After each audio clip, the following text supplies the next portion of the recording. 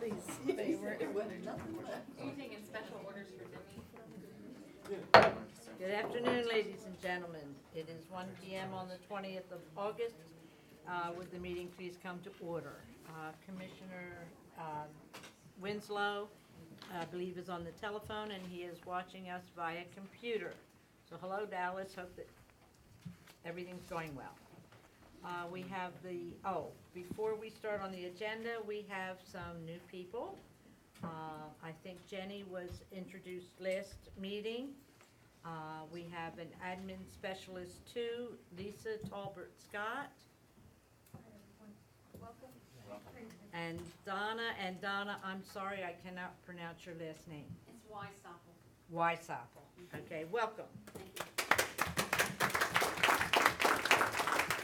And now that we have some new people coming in, we have one who's leaving us. Our DAG, Bob Willard. This is his last meeting.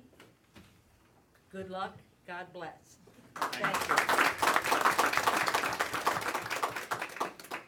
We have the minutes of the August 6th meeting. Are there any corrections or additions that need to be made?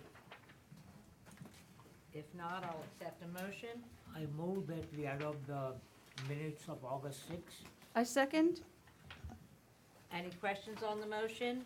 All those in favor, please signify by saying aye. Aye. Any opposed? Motion carries. There are 2 items on the consent agenda. Does anybody have any question on those? Would anybody like those moved? Madam Acting Chair, I move that the consent agenda be adopted as submitted. I second it. Any questions on the motion? All those in favor, please signify by saying aye. Aye. Any opposed? Any abstentions? Motion carries. All right, we are now on the regular agenda. The first item on the regular agenda is the matter of the petition of the Public Service Commission staff and Delaware Division of the Public Advocate to establish a regulation for distribution system investment plans for Delaware electric and natural gas utilities. I think, Drew, you're the first one on this one. Thank you, Madam Acting Chair. As you may remember, when this case was opened, we had a deadline of September 1st to have regulations before you on both electric and the natural gas utilities for Delmarva and Chesapeake.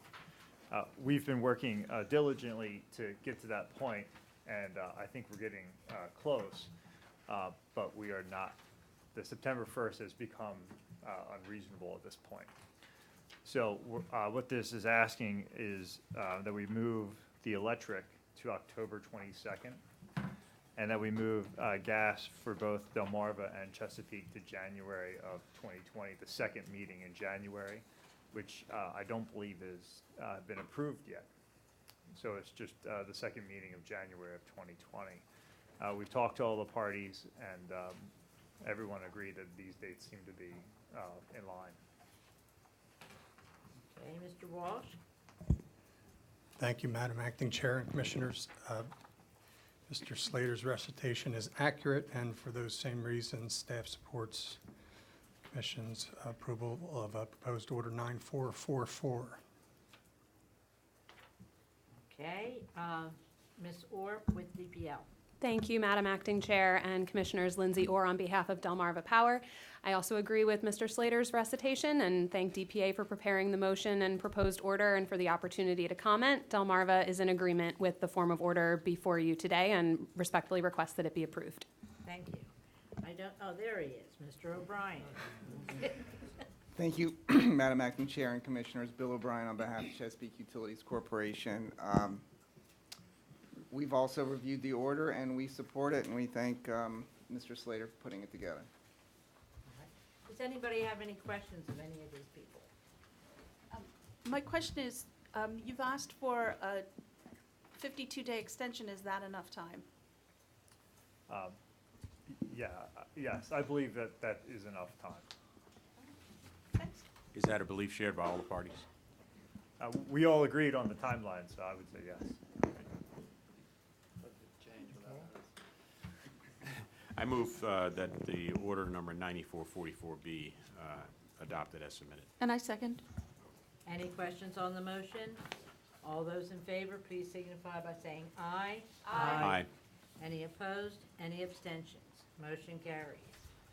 Second item on the agenda. In the matter of the application of Chesapeake Utilities Corporation for approval of a change in its gas sales service rates to be effective November 1st, 2018. Who do we have here? We have Mr. O'Brien. Thank you, Madam Acting Chair and Commissioners. Bill O'Brien on behalf of Chesapeake Utilities Corporation. You have before you proposed order number 9443, which would grant Chesapeake's request for a waiver of its tariff section that requires it to apply for a revised GSR rate if its under collection or over collection exceeds a certain band. Chesapeake's under collection has slightly exceeded the band. Because we're so late in the year and so little gas is being used at this time, if we did apply for a change, it wouldn't do a lot of good as far as the under collection goes. So we made the request. Staff and DPA, I believe, reviewed it. They have no objections. Staff, Mr. Walsh put together the proposed order, which we all commented on. So I believe this is uncontested. You actually saw a similar request last month from Delmarva Power for the same reason, mostly because of the warm summer and the estimated forecast for sales was greater than what actually occurred. So we do have a slight under collection beyond the band. The company urges the commission to adopt order number 9443. Thank you. Thank you very much. Mr. Walsh. Thank you, Madam Acting Chair, Commissioners. Staff, of course, supports the entry of proposed order 9443 for those same reasons.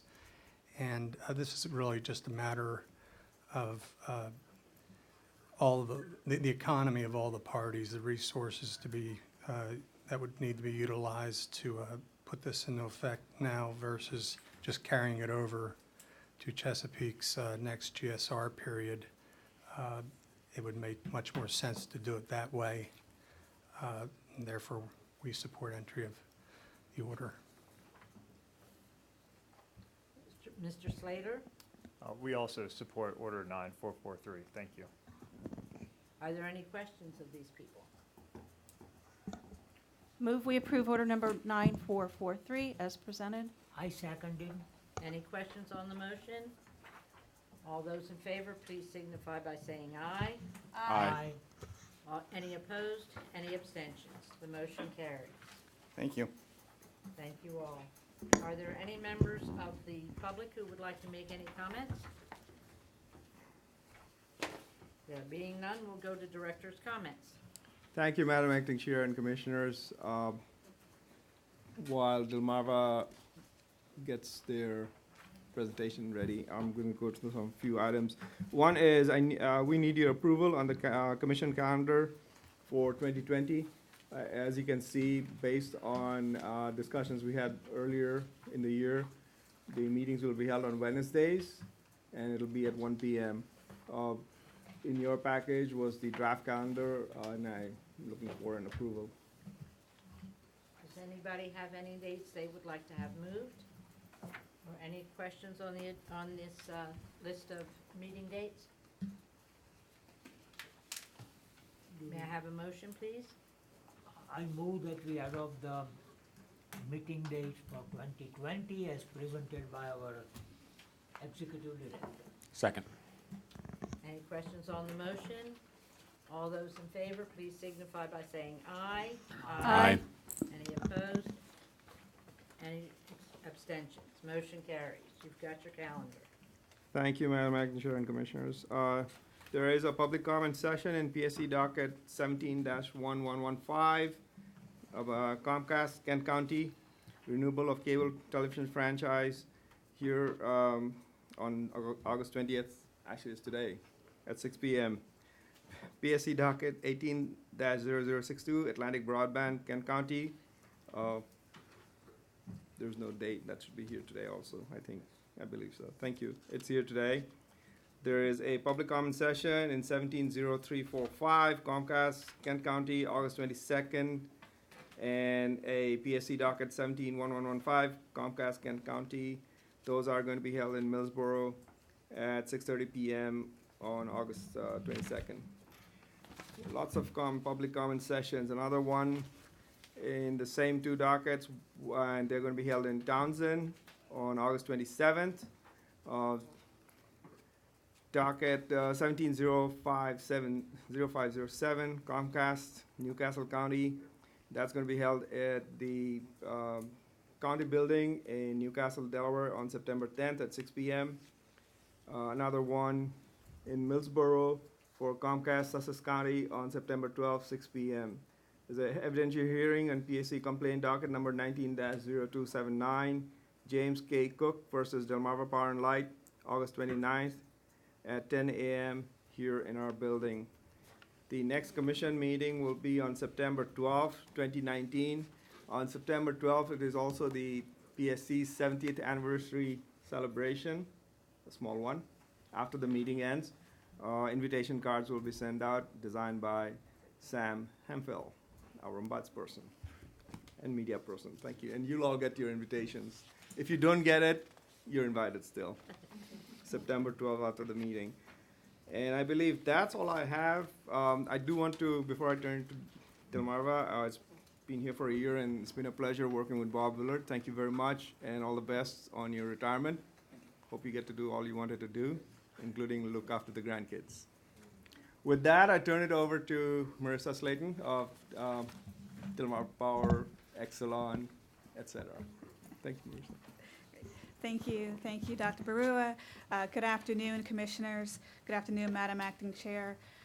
This afternoon, we'd like to just give a presentation regarding the consolidation of Exelon's Mid-Atlantic Transition System. With me today and leading our presentation is Mike Kormos, the Senior Vice President of Transmission and Compliance.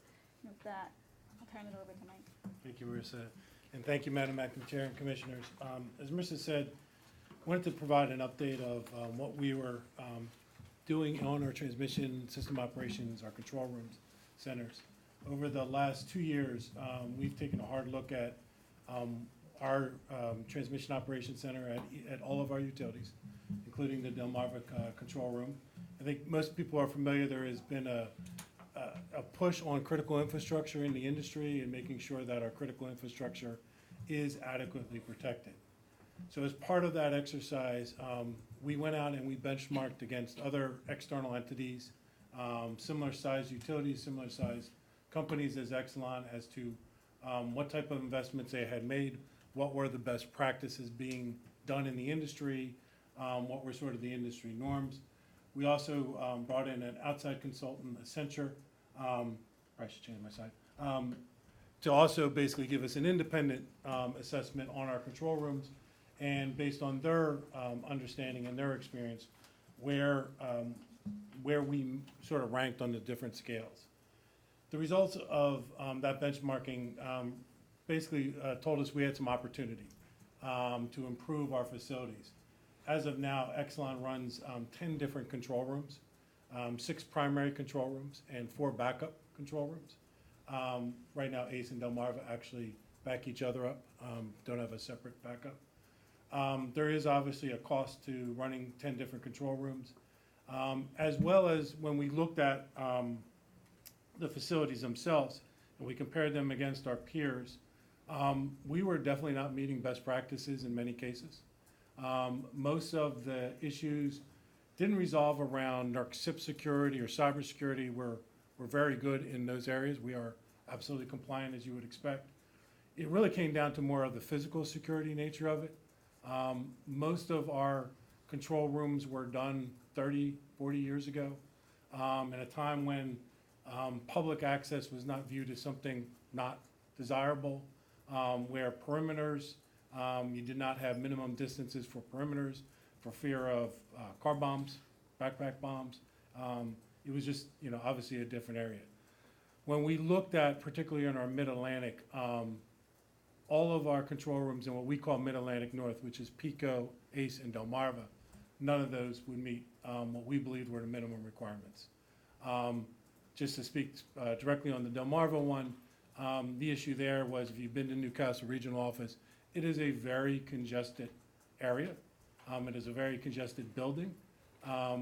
It has very minimum perimeter setbacks from a main road. We just could not get the perimeters.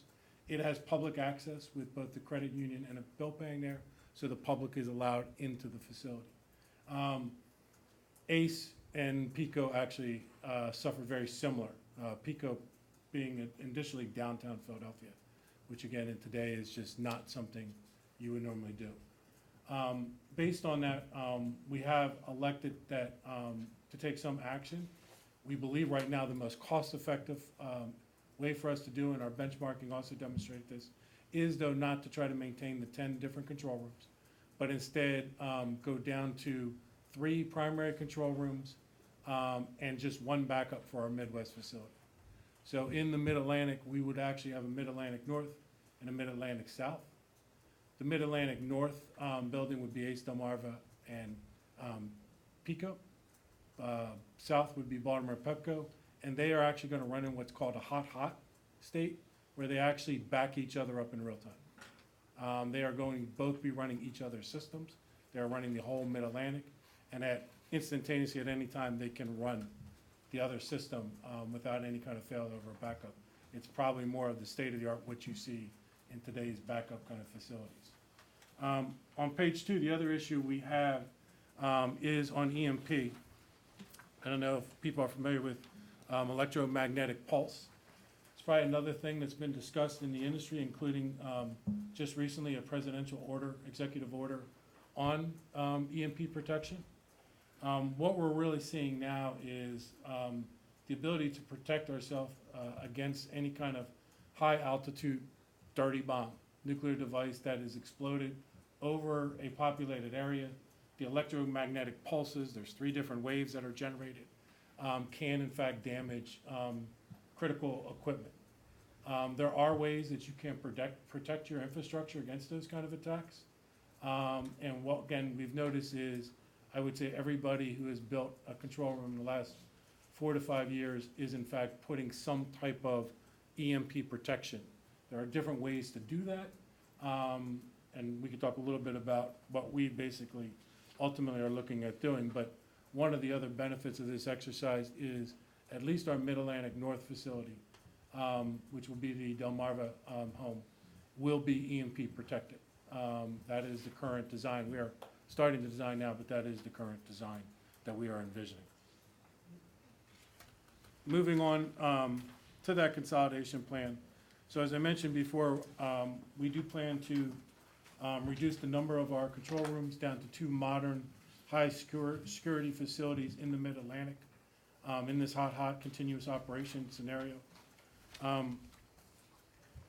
The Delmarva, again, the way we are approaching it is, while there'll be a complete new facility, the cost will be shared amongst the utilities that are sharing that. And so in the case of Delmarva, they will pay their load ratio share of any new facility going forward. We did an evaluation of over 50 different properties, both owned by Exelon and others, ultimately to try to find a feasible location. Where we actually ended up settling for the north was in a facility called Kennett Square. It's in Kennett Square, Pennsylvania, in Chester County. A little bit of the history on Kennett Square is it is currently the home to our nuclear and our generation company. 20 years ago, they basically built the buildings under a lease arrangement with the existing owners. At the time, there were 2 buildings there, building 200 and 300. Building 300 actually housed what at the time was the power team, their trading floor. And the power team, as part of theirs, built a 10,000 square foot control room inside the building. It's probably one of the few buildings on the East Coast that actually have a control room in it. The power team actually years ago left that building and moved into the Baltimore headquarters, and their trading operation is now done out of that. The Kennett Square lease is up in 2020, and based on that expiration and based on how it was being used, the generation company did not have the need or a reason to fully use that facility. We were able to enter into negotiation with the current owners, which happen to be a pension fund in LA, where we were able to pick up both properties at, I would say, highly discounted rates based on the nature of them. The plan will be that actually the generation nuclear folks will consolidate into one building, and the TSO and the transmission operations folks will actually take the building with the control room already in it. There will be extensive renovations to that control room, and right now our expectation is we would have an in-service date probably first quarter of 2022. We had just literally closed on the building last month. We'll now start into the design phase and then hopefully begin construction. In the south, we did choose to use one of our existing facilities. Baltimore Gas and Electric has a facility they call the Electric Operations Building, EOB, in Windsor Mill, Maryland. That facility was our most hardened facility, and in fact will be now the home of Pepco in Baltimore. We'll bring the Pepco folks who currently reside in Bethesda, Maryland. It's a fairly short distance away. On slide 4, just to give you a little bit of the impact, the only thing we will be moving out of the Newcastle Regional Office is the transmission operations control room and the supporting folks for that. All of the craft folks, the distribution system operations and all those support functions, the call center, none of that is changing. Newcastle will actually continue to run pretty much untouched. In fact, I'm sure they'll actually appreciate the space. We can actually create, maybe get rid of some of the trailers. It impacts approximately about 20 people who currently staff those transmission functions in Newcastle. Kennett Square is approximately 17 miles away from Newcastle. It's not a very far distance from there to Newcastle. As a matter of fact, the Delmarva folks are the closest to that facilities. We are giving all the employees either the option to relocate to the new TSO location if they so choose to, or if they wish to, they can elect and stay most likely with the distribution side of Delmarva Power and Light. There has been a new distribution position called a senior system operator that actually these folks are very highly qualified for and would be able to move into those positions should they choose. Of the 20 approximate folks that are located at NCRO, as you can see right now, roughly half, 9 are most likely going to relocate to Kennett Square. 7 are not interested and most likely will stay in a distribution role at NCRO. We have 2 that are probably going to retire prior to 2022, and then 2 uncertainties. So we are working with our employees. We believe we will be able to allocate everybody's wishes as to where they wish to locate and go on with their careers. So just the last next steps, again, our hope is to keep you informed of our progress throughout this. We have started the internal communications with the Exelon employees, and again, we are sort of discussing what their opportunities are and what their desires are. We have started our external communications with all of our state commissions affected by this particular action. As I mentioned, the purchase sale agreement has been fulfilled. We expect to close on the property after the appropriate due diligence in the end of 2019, the end of this year. And then again, we expect to start construction next year in 2020 with hopefully taking vacancy in 2021. So with that, I would ask if there are any questions. Thank you very much. Madam Chair, so it sounds as though from the benchmarking that you did, it's not a really good industry practice to integrate the control center operations with other customer-related services. So making that as an assumption, that means that the new facilities will only be control facilities, isolated from other operations. They will be isolated from other public customer-focused operations. Okay. So the real issue is just when you have, we actually have a daycare center in one of our buildings with the TSO in it. So you have to allow the public access into the building. Right. These facilities will be locked down with vehicle barriers, what they call embassy fencing, which is extremely crash resistance kind of fencing. You will only be able to get in if you either work in the building or you are on a visitor pass. Okay, great. And one other comment you made, which is that cost allocation will be a load ratio shared cost allocation. At what point will you have any numbers or refined numbers that indicate impacts, if any, on ratepayers as a consequence of this consolidation? We do have those, and unfortunately, we didn't put those, but we can share those with the commission if you're I'd be interested. very interested. I believe we did share them with staff when we had a chance to update the staff. Thank you very much. No further questions. Commissioner Correa? I have a couple of questions. One is that, is there a deadline or a guideline, timeline for EMP to be done, completed? That's a great question. I think it's one the industry is wrestling with. I think most people assume that at some point NERC will come out with a standard regarding EMP protection. There is not a timeline yet, but our feeling is while we are making these investments in these facilities, we should make the investment now. We believe, first off, it is best practice. It is a good utility practice. Second, we do believe that an EMP standard will come. We believe what we're doing will more than adequately meet any standard that we would expect, and so we'll be in good position should that happen.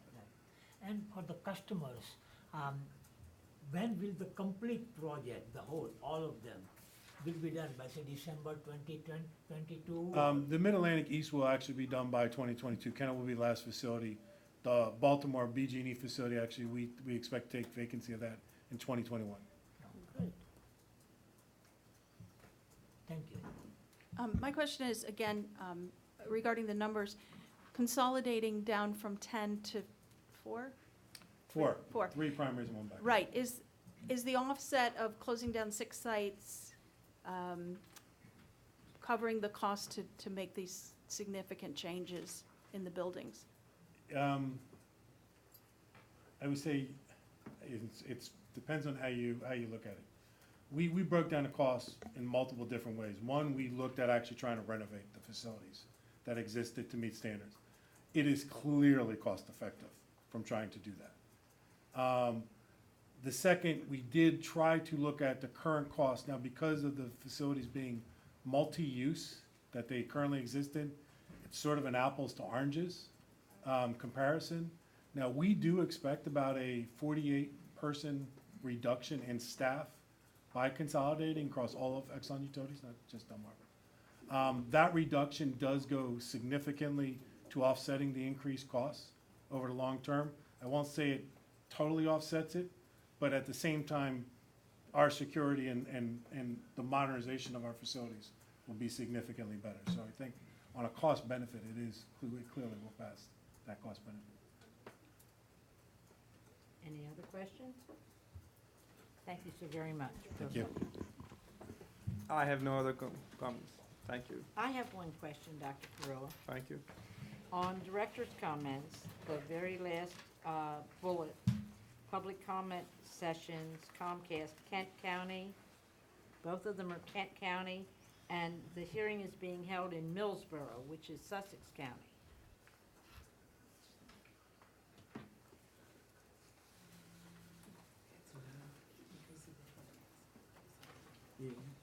They do serve some Sussex County customers Okay, with that head end. okay. I just, thank you. They're listed correctly on the public meeting calendar. I think it was just condensed for director's comments. Okay, thank you. Are there any other comments from anybody else? Commissioners? Meeting is then adjourned at 1:30.